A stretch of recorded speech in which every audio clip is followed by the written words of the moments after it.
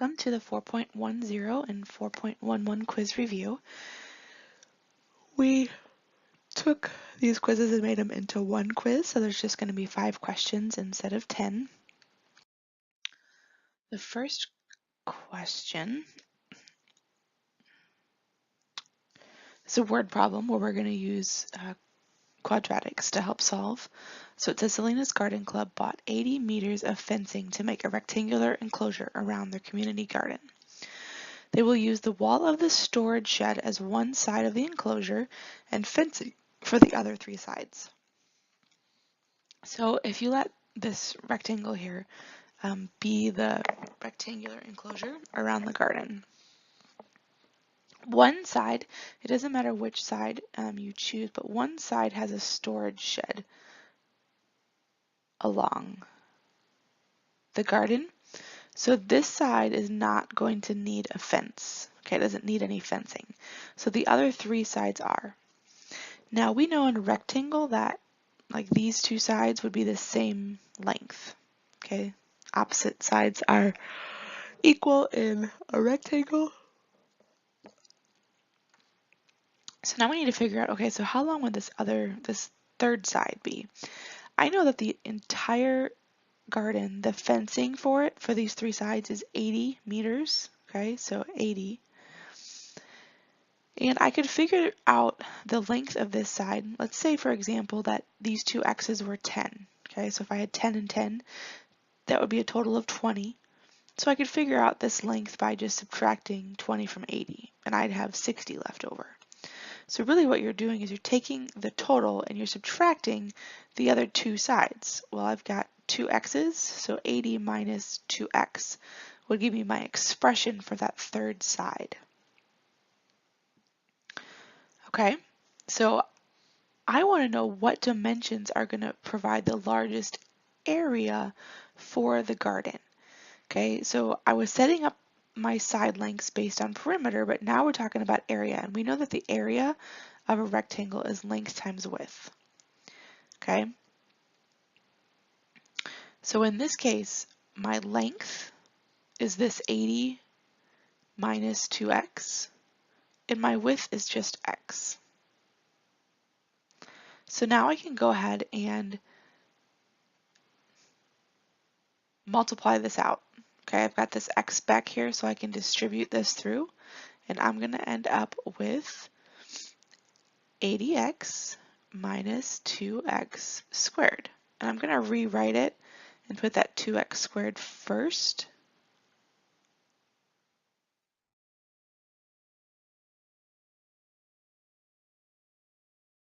Okay. Now, here's what we have to think about a parabola. Okay, we know that this parabola, the graph of this, since there's a negative out front, it's pointing down. Okay, it opens downward. And if I want to know what the largest area is, I want to know what the maximum value would be for this parabola. And that's going to tell me what the largest area could be for this situation. So what we're actually going to do is we're going to find the vertex of this equation. And remember, to do that in standard form, we do negative b over 2a. I'm going to switch my colors here.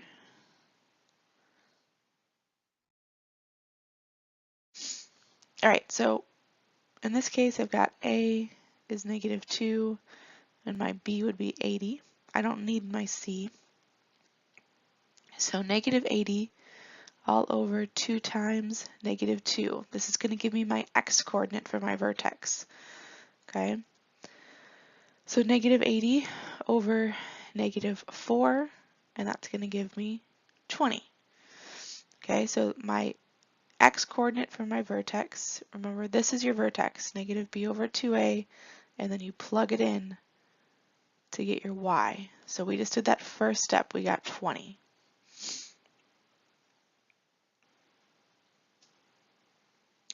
Okay, now if I were to plug this in,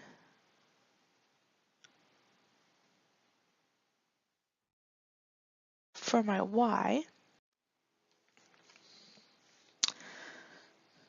I come back to this original equation here, and I would substitute in 20 for my x. So then you're going to take your calculator and you're just going to type that in. So you're going to type in -2 times 20 all squared plus 80 times 20. And when you do that, you end up with 800.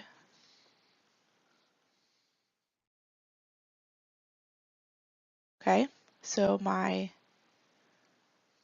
length here, the x, is my 20. My y, this tells me my area, would be 800. So that's the largest area, that y value, that we could have for this enclosure. Okay, so that would be our final answer. Okay, so once you set your problem up, you're going to go ahead and use your vertex formula to find your vertex, and then take that value and plug it back into your original function. So you plug it back in right here to find your area. And you could double check that too. If you took 20 and you let 20 be your length here, and then here you'd have 80 minus 40, because 2 times 20 is 40. 80 minus 40 would give you 40, and then 20 times 40 gives you 800. So that's another way of solving that. Okay, so moving on to example 2. The function y equals -16x squared plus v sub 0 times x models water that is launched straight up out of a fountain. In the initial equation of the function, v sub 0 is the water's initial velocity in feet per second. The water droplets return to the ground after about 5.5 seconds. What is the initial velocity in feet per second of the drops? Okay, so a lot of information here, so let's break this down. So they give me my starting function. I'm starting with y equals -16 x squared plus v sub 0 times x. Okay, that models water that is launched straight up out of a fountain. So you have a water fountain, and that water is being launched up into the air. Okay, and this is my fountain. Okay, now I know that the water droplets return to the ground after about 5.5 seconds. Okay, so if I'm returning to the ground, okay, so let's say this is my fountain, and I'm getting back to the ground, remember that your value here would be 0 once you return to the ground. All right, so we're going to go ahead and take the other information and use that to substitute these values in so we can find v sub 0. Okay, we're trying to find the initial velocity. This is what we're solving for. Okay, now the time is x. Okay, so we know that my time is 5.5 seconds. So I'm going to substitute in that value for x. And I want to know what the initial velocity is. And that 5.5 seconds is after those water droplets return to the ground. And remember, we just said that that is when my height is 0. So all of this is going to equal 0. Okay? Because when I return to the ground, my y value, or the height of this parabola, would be at 0 feet. So now we're just going to go ahead and solve. Okay, so you need to find out what -16 times 5.5 squared is -484. And that's going to be plus 5.5 v sub 0 for my initial velocity. So now we just have an algebra equation that we need to solve. So I'm going to add 484 to both sides. So 484 equals 5.5 v sub 0. We can divide both sides by 5.5. and v sub 0 is going to equal 88, and this is velocity, so that's going to be in feet per second.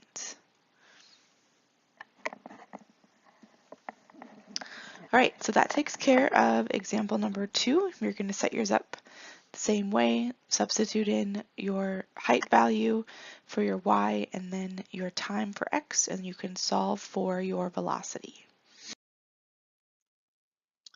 All right, so example 3.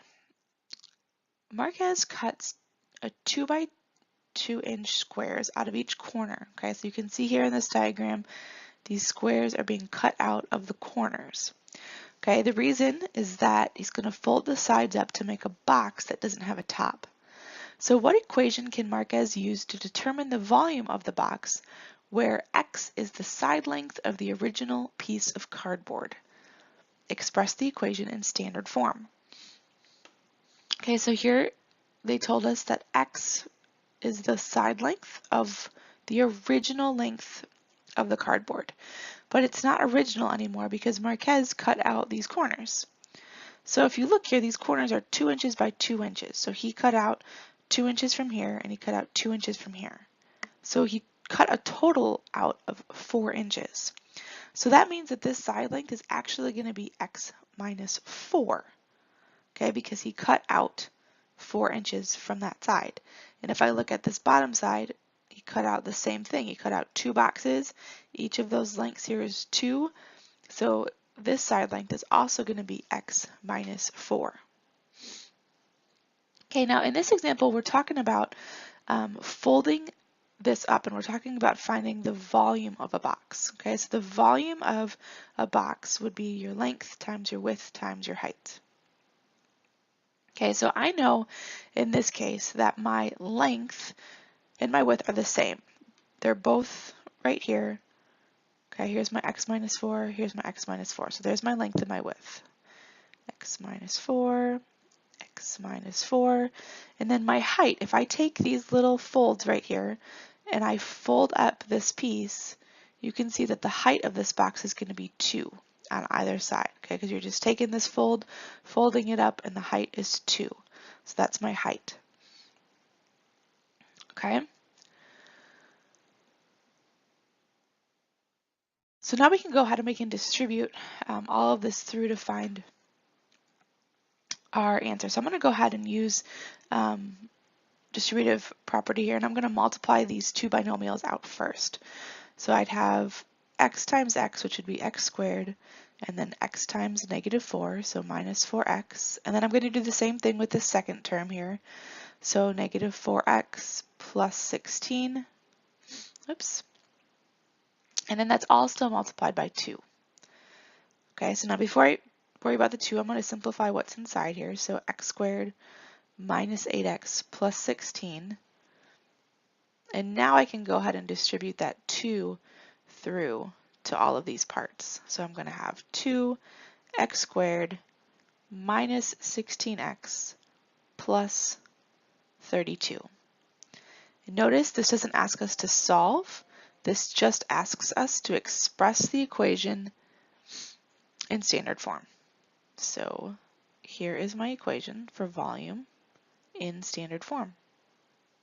Because remember, standard form is ax squared plus bx plus c. So we are all done with example number 3. You're going to set your problem up the same way. Find your side lengths, so it'll be x minus however much you've taken out from both sides. Multiply those two sides together times whatever your height is. That's how tall your fold is going to be. And then go ahead and just distribute everything out to get your standard form equation. Okay, let's try round 3. Okay, so we just said this was a maximum. All right, so in context, the maximum is 19. It represents the most the business can make in profit for this particular item. Okay, so $19 is going to be the most profit that they're going to get by selling this item if they sell it for $6. Okay, your maximum or minimum, so we said this had a maximum, so it looks like this, okay? The maximum, remember, or your minimum, is also your vertex, okay? So this value or this point here, 619, that is the vertex of the function. Okay, now it asks me what does the x-coordinate represent and then what does the y-coordinate represent. So of the vertex, remember before I had written that this was your retail cost and this was your profit. So the x value here, this 6,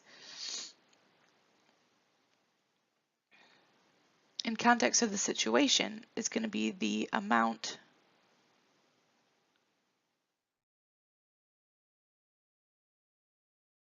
charged.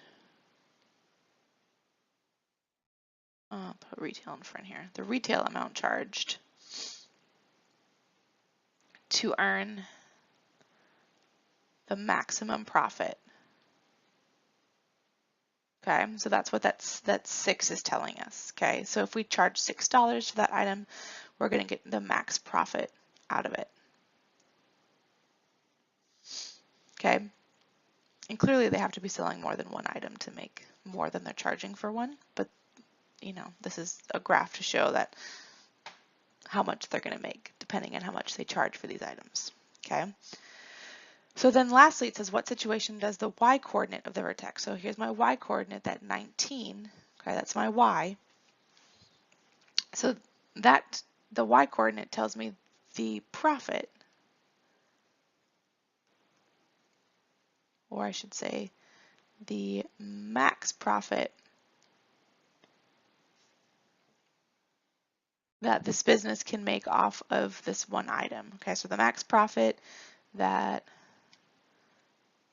the business